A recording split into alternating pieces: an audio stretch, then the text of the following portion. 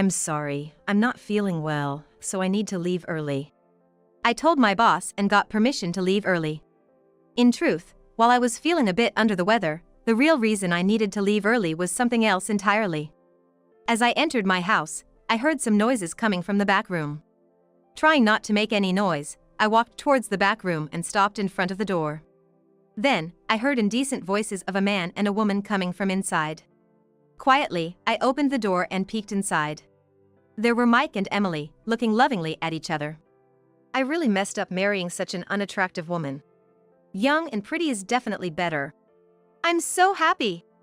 Let me make you feel even better. I involuntarily closed my eyes.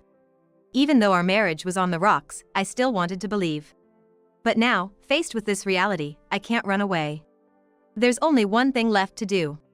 To bring down the two who have caused me so much pain. My name is Ashley Johnson. I'm a 30-year-old housewife working part-time at a major company. My husband is Mike, 2 years my senior, working in local real estate. Our meeting was 2 years ago at a party hosted by a friend. It was a gathering of about 10 people, evenly split between men and women. There was one man who seemed to be orchestrating everything around. That was Mike. He was brimming with confidence, always smiling, and made sure the conversation never died, entertaining everyone. I guess people like him are really good at their job. The first day I met him, that moment, I was drawn to Mike. But what about Mike himself? All the girls there were younger, cuter, and more fashionable than me. There's no way he would be interested in someone as plain and quiet as me. Watching everyone getting along, I thought I shouldn't have come. That's when it happened. Let's drink together. Mike came over to me. I was so happy, I couldn't help but smile. Then Mike said, "You have a beautiful smile." Thanks to that one line, I felt instantly closer to him. We exchanged contact details and later went on our first date. From there, our relationship developed further, and 3 months after we met, we started dating. And a year later, "I'll definitely make you happy. Let's get married," Mike proposed. I look forward to it. 6 months later, surrounded by well wishes, we became husband and wife. But married life wasn't as sweet as I thought. Being a working couple was harder than I expected. Far from the ideal I had in mind at the beginning of our marriage. That made me face the harsh reality. Mike was busy with work, usually getting home around 9 p.m. At first, we used to eat together even if he came home late, but then he stopped having dinner at home, saying he was eating out with colleagues. And gradually, we stopped having meals together. 3 months into the marriage, our conversations dwindled, and we began to drift apart. One day, returning from my part-time job, I saw Mike's shoes at the entrance. Huh? He's back already? Mike wasn't in the living room. But I found him asleep in the bedroom. Mike? What's up? Are you feeling ill? He slowly sat up and said he'd been thinking about something. It's great we bought a condo after getting married, but I'm not okay with paying more of the mortgage. I couldn't believe what he was saying. I was paying a significant amount too. Don't compare us, Mike. I'm contributing too, you know that, right? Mike paused, then said, "It's not enough. You should contribute more." How can you say that? 80% of my part-time income goes to the mortgage. What more do you expect? That's where I have an idea, Mike said. He then suggested something utterly selfish. Increase your part-time hours. What? Work more hours, earn more. You said you wanted to work more, right? Being cooped up at home all day is depressing. More hours, less discontent. Plus, it'll help us pay off the mortgage faster. Wait a minute. Sure, more hours might ease things, but my body can't handle it. I was already overwhelmed with household chores, let alone increasing my work hours. But Mike just insisted it would be fine. So, I suggested he help with the chores. What? Are you kidding me? I work from dawn till late at night. And now you want me to do chores too? I'm not asking for everything, just help with things like taking out the trash or cleaning the bathroom. Hearing this, Mike's expression hardened and he lashed out. Don't get carried away because I'm being lenient. Why should the man of the house do chores? That's a housewife's job, something you should be doing anyway. And no way your increased work hours will make a big dent in the mortgage. What can someone earning peanuts say? Talk about that after you earn like I do. You just need to listen to what I say. Got it? I was so shocked by Mike's words, showing he only thought of himself, that I couldn't even argue back. I just listened. After that day, my relationship with Mike deteriorated even further. Every day, he pressured me to work longer hours. If I refused, I'd face his terrible verbal abuse. Out of fear, I told my boss I wanted to increase my work hours, but I was told it couldn't happen until the next month's contract. Mike's pressure continued during that time. Finally, a month later, I managed to get my working hours increased. But that was the beginning of 6 months of hell. With more work hours, I had less time for housework. I started work at 7 a.m. and finished at 5 p.m. After shopping, I'd get home around 6 p.m. and start on the household chores. Before I knew it, it was time for Mike to return home. And he still came home late, never helping with the housework. I ended up being chased by both work and house chores every day. My body and mind were increasingly exhausted, worsened by Mike's verbal abuse. You can't even get the bath ready? You're a failure as a housewife. This is definitely grounds for divorce. And on another day, you've aged recently. Going straight to becoming an old lady because I don't pay attention to you? Please, don't make me your caregiver. He was like a different person with his words and actions. I didn't even want to see or hear Mike anymore. Then, one day, Mike brought home a woman. This is my cousin Emily. Nice to meet you, I'm Emily, his cousin. They claimed to be relatives, but I had no memory of her. Really a relative? Skeptical, I questioned Mike, who insisted she was a relative. That didn't make sense. I had met all his relatives at our wedding and introduced myself. But I had never met Emily. Were you at our wedding? Mike quickly denied it. She was too busy to come to the wedding. And since Emily is a distant relative, it's not strange that you don't know her. I couldn't believe him. As I looked doubtful, Mike told me to get Emily a drink. Sighing, I went to the kitchen to make coffee, and Emily followed me. Ashley, are you a full-time housewife? No, why? You look a bit aged. But now I understand why. Balancing a job and housework, you have no time to pamper yourself. I was irritated by Emily's words, but restrained myself. Then Mike joined us, agreeing with Emily. Emily's got a point. You've been neglecting your makeup because you're busy. It's like you've given up on being a woman. And you can't even do housework properly. Remember when you didn't even get the bath ready when I was tired? Terrible, right? Wow, that's really bad. I'm definitely better than a woman who can't even do housework. They laughed and pointed at me. After that, they kept making snide remarks at me for 3 hours until Emily finally left. A week later, I came home from work and saw Mike's shoes and unfamiliar women's shoes at the entrance. What's this?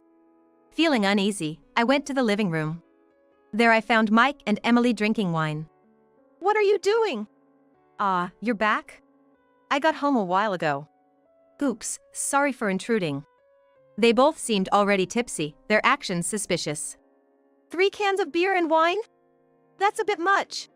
When I tried to take the half-finished wine, I faintly smelled body wash from Emily. And strangely, the same scent from Mike. I recognized that scent. It was the scent of the body wash I use. Why would they both smell the same? Then I noticed something different about Mike. You're wearing different clothes. I realized the odd feeling I had earlier. Mike was wearing clothes he usually saved for dates. That meant something. At that moment, my suspicions turned into certainty. That night, Emily stayed until 2 a.m. I was at their beck and call the whole time, cooking, running out to buy more drinks, and not even getting a chance to bathe. Hey, wake up. You'll catch a cold. Let's go to bed. I got the drunken Mike up and took him to bed. 3 weeks passed, and Emily was nowhere to be seen, but one thing had changed. My body wash was running out much faster. This intensified my doubts and left me restless. I had been thinking about something all this time. And then the day came. I'm sorry. I feel unwell and need to leave early. I told my boss and got permission to leave early. I wasn't feeling great, but more importantly, I had to leave early today. When I opened the front door and entered, I heard noises from the back room. I quietly approached and stopped in front of the door. Inside, I heard indistinct voices of a man and a woman. I softly opened the door and peeked inside. There were Mike and Emily, looking affectionately at each other. Marrying that ugly woman was a huge mistake. Young and cute is definitely better. I'm so glad. Let me make you feel even better. I had to close my eyes. Even though our marriage was falling apart, I still had a sliver of hope. But now, I couldn't run from the reality in front of me. I had to do something to bring down the two who caused me so much pain. I took out my phone from my bag and started recording them. About 10 minutes passed. That's enough. I had enough evidence. Resolved, I burst open the door. Ashley! Why are you here? The two were in a state of panic at my sudden appearance. Without a moment's delay, I showed them the phone in my hand. This is the video I just recorded. What? You're joking! Erase that now! There was no way I was going to erase it. This was solid evidence of their affair. And it wasn't something only I should know about. I sent the video to your husband. What? Husband? Emily, you're married! Mike turned pale and confronted Emily, but she seemed not to hear his words and simply uttered. Huh? Do you understand what I said? I told you, I sent a video of what you two were doing to your husband. What are you doing? Right after I told her I sent the video, Emily, with a furious look, lunged at me. However, she got tangled in the sheets and fell off the bed with a thud. Ouch! Worried about Emily, Mike asked if she was okay and reached out to help her. What are you doing? Why are you trying to help her? What do you want, Ashley? What's fun about doing such a terrible thing? What did we ever do to you? I was speechless with disbelief. They had no idea what they had done. They were no longer human to me, just animals driven by desire. It's tiring even to put it into words. There's perfect evidence, and you still won't admit to the affair. That's the end of you as a person. I showed them the video I had recorded earlier. Mike shouted, "Stop it. Erase it now. If you want to stop it, try to do it by force. You're a man, aren't you?" Provoked, Mike, face red with anger, tried to snatch my phone but, like Emily, got tangled in the sheets and fell off the bed. Damn! What are you two doing? Do your actions become similar when you keep being intimate with each other? I said, looking down at the two of them sprawled on the floor. Mike glared at me fiercely, and Emily looked defeated. Looking at me like that doesn't scare me. But are you okay with this? Fighting with me here? What are you talking about? Clueless, they looked at me, so I showed them the screen of my phone. Oh! The moment Emily saw the phone, she froze, mouth agape. I'm connected right now. If you have something to say, please go ahead. If you have the courage to talk to him, that is. Emily was stunned, and Mike didn't seem to understand what was happening. Mike, you don't understand, do you? Who I'm connected with right now. This person is Emily's husband. Emily had hidden her marriage from Mike and had an affair with him. Mike naively believed her. And ended up in this situation. Not that I have any sympathy for Mike, who was easily fooled. Mr. Smith, sorry to keep you waiting. I'll be there soon. Thank you. I ended the call, looked at them silently, and smirked. Then, as if coming back to her senses, Emily nervously looked at me. What? Why did you hang up? He's coming now. Who's coming? Your husband is coming here. Right after that, the doorbell rang. He's here. As I was about to go to the front door to greet Mr. Smith, Emily suddenly started to freak out. What? Emily, what's wrong? Mike was shocked at Emily's uncharacteristic behavior. Well, it's no wonder Emily reacted like that. Because Emily's husband is. Then the bedroom door opened, and in came a tall, gentlemanly man. What a pathetic sight. The moment Emily saw Mr. Smith, she clutched her head and started uttering nonsense. Ah! Mike was stunned by her disgraceful behavior. However, Mr. Smith, unfazed, addressed Mike. You must be Mike. My wife seems to have caused you quite some trouble. As this situation has unfolded, I must respond appropriately. As the head of a company, I cannot let this go unaddressed. Mike had been continuing his relationship with Emily without knowing about Mr. Smith's existence until now. When he learned about it at this very moment, I'll tell you about Mr. Smith. What kind of person he is. However, Mike's shocked expression suddenly turned serious, and he looked at us sharply. You talk about being a top executive and appropriate responses, but the real fault lies with you for neglecting Emily. You're making it sound like it's my fault. Besides, you're just some lowlife husband lecturing me. What kind of top executive are you? Probably just a third-rate company president. Talk to me when you earn more than I do. Jerk. How can he criticize others so selfishly after having an affair? I'm ashamed that I chose such a man as my husband for life. What? Can't say anything because I hit the nail on the head? That's why you get dumped by your cute wife and she runs off with another man. Pathetic. I can't even sympathize with you as a fellow man. I could only sigh in response. And I apologized to Mr. Smith for making him deal with such a man. Mr. Smith, with a kind smile, said, "It's okay." His kindness highlighted the stark difference between him and Mike. If you really want to know about Mr. Smith, I'll tell you. But it will shatter your pride. Huh? No way that's true. Mike continued with his arrogant attitude. You're really foolish. This man is the president of the company I work for. At that moment, Mike's face turned ashen. Huh? No, that can't be true. Because the company you work at is. You get it now, right? The president of the company I work for, that means something.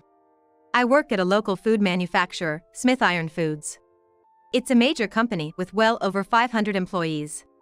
And Mike's company happens to be a subcontractor for it. No way! The president of Smith Iron Foods? But how did you and the president? Normally, a part-timer like me wouldn't exchange contact information with the president of the company. Well, you guys created that opportunity, though. It's unheard of for a mere part-time employee to be in contact with the company's president. But due to a minor incident, I came to know Mr. Smith's contact details. This started 3 weeks ago, when I suspected Mike and Emily of having an affair. They were acting like lovers, touching intimately, even hugging. To anyone, it would seem like they were in a relationship. And during a brief moment when I was away, I found evidence in the trash that they had been intimate. Since then, my mind has been filled with thoughts of Mike's betrayal. And as if to add fuel to the fire, I was burdened with the daily tasks of work and household chores. Gradually, I could feel both my body and mind starting to break down. One day, during lunch break in the company cafeteria, Mr. Smith approached me. Miss Johnson, you look quite exhausted. Is the office work too tough? I was surprised. Despite not being a staff member, Mr. Smith, the president, knew me. He said he knew all the employees' names and sat down across from me. Then, unexpectedly, he started talking about himself. He married a woman 20 years his junior 3 years ago, and while the marriage started happily, his wife's attitude changed within 6 months. She stopped doing any housework and lived a life of leisure. It's tough for you too, Mr. Smith. But why are you telling me this? I felt you might be going through something similar. Marriage is truly challenging. Unlike your situation, the reason for my marital issues is entirely my fault. I spoiled my wife too much, a classic case of being blinded by love. Mr. Smith looked a bit sad as he said this. But something else caught my attention. What's your wife like, Mr. Smith? Without saying anything, he took out his phone and showed me a photo of his wife. Is this really your wife? I was shocked when I saw the photo. Yes, it is. The woman he pointed out as his wife was Emily, whom Mike had introduced as his cousin. Emily, right? How do you know my wife's name? I told Mr. Smith everything I knew. I see, Ms. Johnson. Thank you for telling me. I'll remember this. As he was about to leave, I stopped him. I also have something I want to talk to you about, I said to Mr. Smith. I told him about how Mike and Emily had been coming to the apartment almost daily and engaging in an affair. How did you know? By the scent. The fragrance of my body wash that wasn't there in the morning. They were always taking a shower before getting together, using my body wash. Indeed, the amount of body wash had been decreasing abnormally. I see. But just knowing that doesn't seem like enough to do anything about it, does it? That's why I wanted to consult with you. That's when I decided on the day to barge into the room. For that reason? You say that, but anyone would wonder if the scent of their body wash was filling the room. If you're going to cheat, you should have been more careful about your surroundings. Mike slumped his shoulders in defeat, and behind him, Emily, who had screamed herself hoarse, was staring blankly at the ceiling. Suddenly, Mike started muttering to himself. Step back a bit. Eh? Right after that. Are you kidding me? He came at me with a demonic look. But the next moment, Mike was suspended in the air and then fell to the floor. Ugh! I've been learning Taekwondo, just in case something happened. Never thought it would come in handy here. Mr. Smith then sternly addressed Mike, who was lying on the floor. I will be reporting this matter to the president of your company. Knowing him, he will impose a severe penalty. Be prepared for that. And for me too. This is a divorce paper. I've already filled in my name, so I need you to write yours now. And because you spent all our savings on that woman, there will be no division of assets.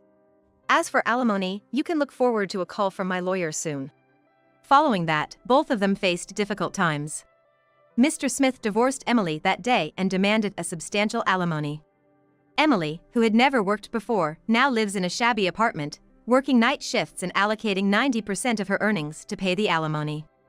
As for Mike, he signed the divorce papers on the spot and filed them immediately, finalizing the divorce.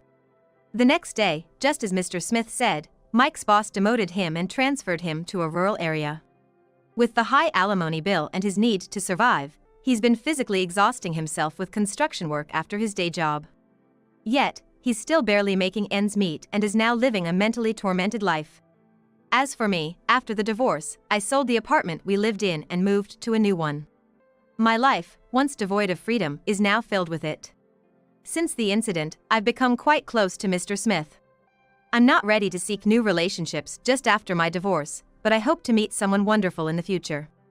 Of course, for now, my work and personal life are my top priorities.